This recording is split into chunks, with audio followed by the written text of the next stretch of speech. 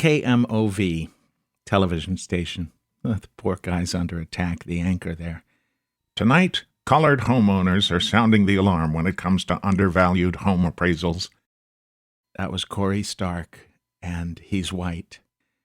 Now, the crew might have pulled a prank on him or something, but there is the National Association for the Advancement of Colored People, which is the NAACP. Colored people is offensive, but people of color is not offensive. We're not going to talk about Nikki Haley, but there's a good clue she's going to drop out of the race. All events have been removed from the governor's website. Now, the following gets a little wonky. What we're looking at is a potential energy implosion because of offshore wind.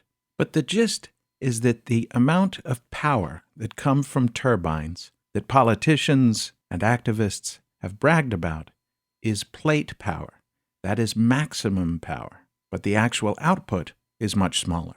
And if you can read between the lines of spinning by the governor of New York, for instance, you will find that the scope of offshore wind projects moving forward with accepted bids has decreased by about 2/3, but the price per megawatt of this electricity has jumped by over 30%. Now that happened almost immediately.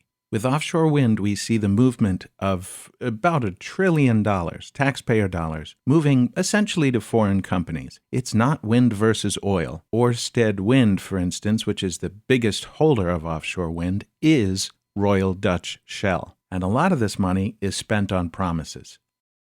We are looking at brownouts to come, energy crises, and the extinction of the North Atlantic right whale, of which maybe 50 reproductive females remain.